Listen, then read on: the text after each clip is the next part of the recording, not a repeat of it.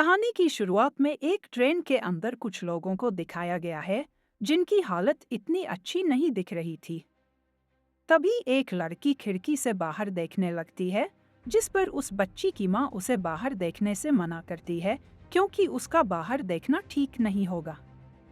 तभी हम देखते हैं कि उस लड़की में एक काली आत्मा प्रवेश करती है, जिसके बाद लड़की अपनी माँ को बताती है कि बाहर बहुत से लोग उसे बिना पैरों के देख रहे हैं और उसकी माँ उसकी बातों पर ज्यादा ध्यान नहीं देती है। तभी अचानक उस लड़की के साथ कुछ होता है और वह बहुत ही अजीब हरकतें करने लगती है। यहाँ देखिए, वहाँ बैठा एक आदमी कागज पर अपना एक जादू चलाता है और इस तरह से उस ट्रेन में एक कुत्ते को ले आता है। फिर वो कुत्ता भी एक रोशनी में बदल जाता है और वो रोशनी उस लड़की के पास जाती है। उस रोशनी से वो लड़की होश में आ गई और अब वो बिल्कुल ठीक दिख रही थी। फिर वो आदमी बताता है कि एक आईने के दो पहलू होते हैं, यिन और यांग। बच्चों की आंखें बहुत साफ होती हैं, इसलिए भूत हमेशा उनमें चले जाते हैं और इस तरह से राक्षस उन बच्चों को आसानी से अपने वश में कर लेते हैं। फिर एक और आदमी सबको बताता है कि जो आदमी ये सब बता रहा है वो मालिक है। उसी समय ट्रेन ड्राइवर को अपने सामने कुछ अजीब सा दिखाई देता है, जिसकी वजह से वो बहुत तेजी से ब्रेक लगाता है और ट्रेन को रोक देता है। और इतनी तेजी से ट्रेन रोकने की वजह से ट्रेन में सवार सभी लोग गिर जाते हैं। फिर लुटेरों का एक समूह ट्रेन पर हमला करता है, जो पैसे और खूबसूरत महिलाओं को लूटने के लिए आ रहे थे। और फिर वो गुंडे सभी को मारना शुरू कर देते हैं। अगले दिन हम जॉयस्टान में एक आदमी को देखते हैं जो रेगिस्तान में था और हमें बताया जाता है कि चीन गणराज्य से पहले हर जगह केवल युद्ध और लुटेरे, इसलिए ज्यादातर लोग अपने घर छोड़कर उत्तर दिशा की ओर जाने की कोशिश करते हैं ताकि वे इस तरह से एक नई शुरुआत कर सके। फिर अचानक रेगिस्तान की गर्मी से थककर जॉयस्टन जमीन पर गिर जाता है। जब जॉयस्टन को होश आता है तो वह खुद को एक घर में पाता है और फिर वह इधर उधर देखने लगता है कि वह कहाँ है। फिर उसे दूसरे कमरे से कुछ आवाजें सुनाई देती हैं, इसलिए जॉयस्टन खिड़की से झांकता है कि वहाँ क्या हो रहा है। फिर जॉयस्टन देखता है कि दूसरे कमरे में एक महिला एक आदमी के साथ है, लेकिन वह आदमी हिल नहीं पा रहा था और वह महिला उस आदमी के ऊपर लेटी हुई थी। अब इस वजह से जॉयस्टन समझ जाता है कि उस कमरे में जो आदमी है वह मर चुका है। अब यह सोचकर वह बहुत डर गया। तभी एक और महिला जॉयस्टान के सामने आती है और जॉयस्टान उस महिला से पूछता है कि ये कैसी जगह है, जिस पर महिला उसे बताती है कि ये किंगला वर्कशॉप है। जिसके बाद जॉयस्टान पूछता है कि बुलंद इस जगह से कितनी दूर है, क्योंकि जॉयस्टान को वहां जाना था। जिस पर महिला बताती है कि बुलंद यहाँ से 10 दिन की यात्रा के बाद आएगा। इसके बाद जॉयस्टान उस महिला से उसका नाम पूछता है, जिस पर वो अपना नाम सियाम बताती है। फिर वो दोनों आपस में खूब बातें करते हैं। वो महिला उसे बताती है कि जब वो उससे मिला था तो उस पर एक चिट्ठी थी। उसके बाद वो चिट्ठी देखकर जॉयस्टान वहां से जाने लगता है, लेकिन सियाम उसे रोकती है और कहती है कि रात में उसका जाना ठीक नहीं रहेगा और इसीलिए उसे अगली सुबह यहाँ से चले जाना चाहिए। फिर उसकी बात सुनकर जॉयस्टान भी इसके लिए राजी हो जाता है और फिर अगली सुबह जॉयस्टान यहाँ से चला जाता है।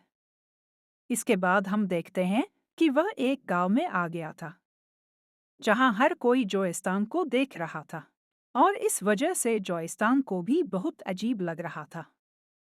लेकिन अब जैसे ही जॉयस्टान गांव से बाहर निकलता है तो उसका शरीर पिघल जाता है और वो जमीन पर गिर जाता है। फिर जब वो उठता है तो देखता है कि वो फिर से किंगला वर्कशॉप में आ गया है, लेकिन उसी समय उसके सामने सियान भी आ जाती है और जॉयस्टान उससे पूछता है कि वो यहाँ वापस कैसे आ गया। जिस पर सियान कहता है कि एक बार कोई भी किंगला वर्कशॉप में आ जाता है, फिर उसके बाद वो वापस कहीं नहीं जा सकता। लेकिन जॉयस्टान को फिर भी इस बात पर यकीन नहीं होता और वो वहां से वापस जाने लगता है। जैसे ही जॉयस्टान उस गांव में पहुंचता है तो देखता है कि सब कुछ बिल्कुल वैसा ही हो रहा है। ये देखकर जॉयस्टान थोड़ा हैरान हो जाता है। जिसके बाद जॉयस्टान वापस सियान के पास आता है और उससे बातें करने लगता है। जॉयस्टान सियान से पूछता है कि क्या वो अपनी मंगेतर से नहीं मिलना चाहता। जिस पर सियान कहता है कि उसे याद है, लेकिन सियान को यकीन है कि एक दिन वो अपनी मंगेतर के पास से वापस जरूर आएगा। फिर जॉयस्टान को कुछ याद आता है और वो सियान के साथ उस जगह से भागने लगता है। फिर हम देखते हैं कि गांव के सभी लोग बहुत अजीब दिख रहे थे। लेकिन जॉयस्टान सियान के साथ गांव से बाहर जा रहा था, जो उनसे बच रहा था। फिर सियान उससे पूछता है कि वह कहाँ और क्यों जा रहा है। जिस पर जॉयस्टान उसे बताता है कि यहाँ पूरा गांव शापित है और यहाँ सियान के अलावा कोई भी जीवित नहीं है। फिर सियान जॉयस्टान से पूछता है कि उसे यह सब कैसे पता है और क्या वह एक मास्टर है। तब जॉयस्टान बताता है कि दिन में सूरज की रोशनी रहने से सभी की शक्ति कम हो जाती है, लेकिन रात में वे बहुत ताकतवर होते हैं। जिस पर सियान उससे पूछता है कि वे रात में क्यों भाग रहे हैं। तब जॉयस्टान बताता है कि आज पूर्णिमा है, इसलिए उनके भागने का यह सबसे अच्छा समय है। फिर भागते हुए वे दोनों गांव के गेट पर आ जाते हैं, लेकिन गांव के बहुत से लोगों ने जॉयस्टान को घेर लिया था। फिर जॉयस्टान अपने खून की मदद से एक स्वरूप बनाता है, जिससे जॉयस्टान मुर्गी में बदल गया था। और फिर जैसे ही मुर्गी अंडे देती है, सुबह हो जाती है। अब क्योंकि सुबह हो चुकी थी तो गांव के सभी लोग वहीं गिर पड़े। फिर जॉयस्टान भी फिर से सामान्य हो जाता है और सियान को बताता है कि यहाँ एक राक्षस ने ये सब किया है। और फिर जॉयस्टान बताता है कि सियान ही वो राक्षस है जिसने ये सब किया है। फिर ये सुनकर सियान हंसने लगती है और फिर से रात हो जाती है। फिर सियान अपने असली रूप में आ जाता है और कहता है कि ये सब उसने ही किया है और अब वो जॉयस्टान को जिंदा नहीं छोड़ेगी। फिर सियान उससे कहती है कि वो सैकड़ों सालों से यहाँ अपने मंगेतर का इंतजार कर रही है और जब तक उसका मंगेतर वापस नहीं आ जाता वो यहाँ से नहीं जाएगी। लेकिन जॉयस्टान कहता है कि सियान ने उसके मंगेतर के साथ जरूर कुछ किया होगा, जिसकी वजह से वो कहीं मर गया होगा। ये सुनकर सियान को बहुत गुस्सा आता है और सियान के गुस्से की वजह से वहाँ बहुत हवा चलती है। फिर सियान उन सभी लोगों को उठा लेती है जिन्हें जॉयस्टान ने हराया था। इसके बाद वो सब फिर से जॉयस्टान को मारने लगते हैं, लेकिन जॉयस्टान अपनी खून की तकनीक की मदद से उन्हें वापस गिरा देता है।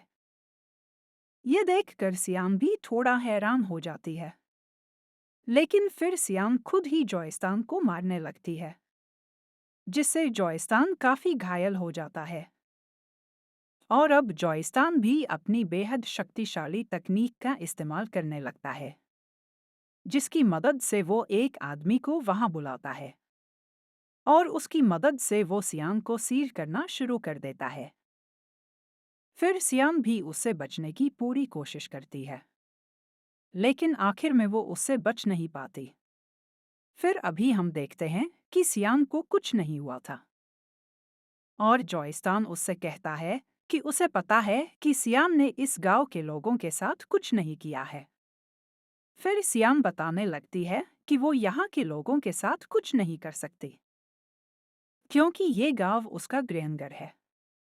फिर वो कहती है कि उसे यहाँ के एक आदमी से प्यार हो गया था, लेकिन वो कई साल पहले एक युद्ध में मारा गया था और तब से सियान उम्मीद कर रही है कि वो वापस आएगा, जबकि सियान खुद भी जानता है कि उसका प्रेमी कभी वापस नहीं आएगा।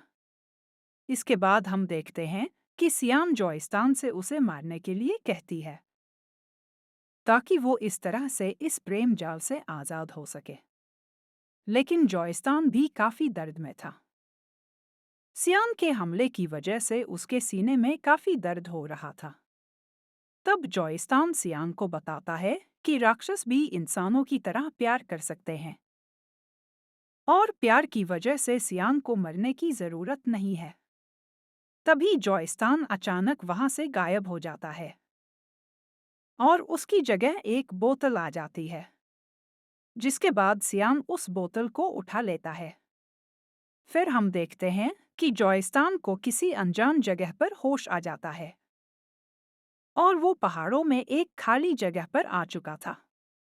तब जॉयस्टान एक आदमी से बुलान का रास्ता पूछता है और वो आदमी बिना कुछ कहे वहां से चला जाता है और उस आदमी की गाड़ी में कई लड़कियां भी बैठी हुई थीं, जिनकी आंखों पर पट्टी बंधी हुई थी।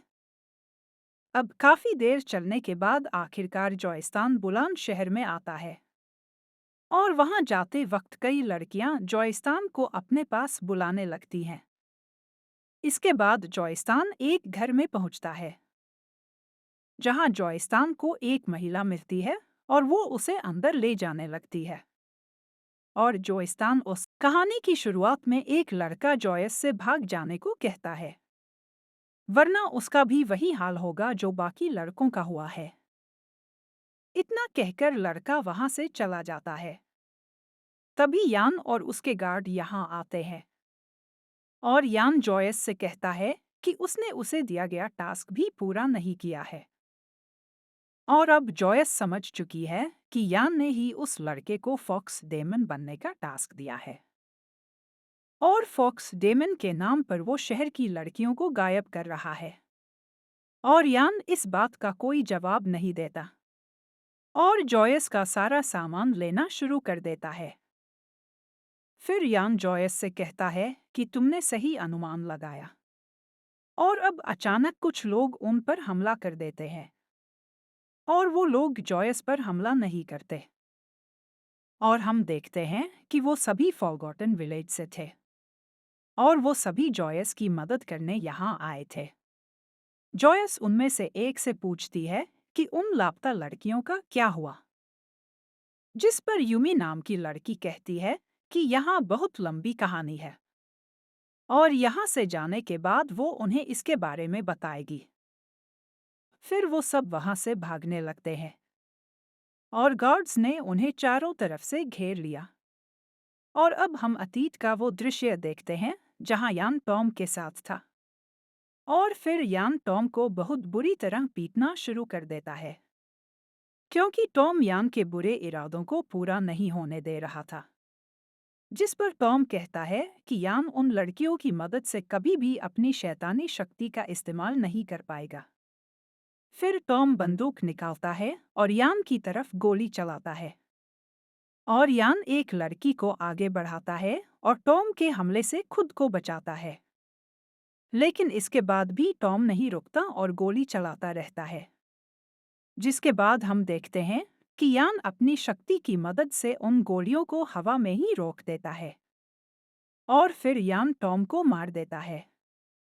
और अब जॉयस और यान को रोकने के लिए और लड़कियों को बचाने के लिए वह यान के सभी गार्ड्स को मारते हुए आगे बढ़ता है। लेकिन फिर जॉयस और उसके दोस्तों को एक कमरे में बहुत सारी लड़कियां मिलती हैं, जिसकी वजह से वो बहुत बुरी हालत में थीं। उन्हें ऐसी हालत में देखकर जॉयस को बहुत गुस्सा आता है और वो अपने दोस्तों के साथ यान को मारने के लिए निकल पड़ता है। लेकिन रास्ते में वो सब उन लड़कियों को छोड़ देते हैं और उस कमरे में भी आग लगा देते हैं और अब आग हर जगह फैल जाती है।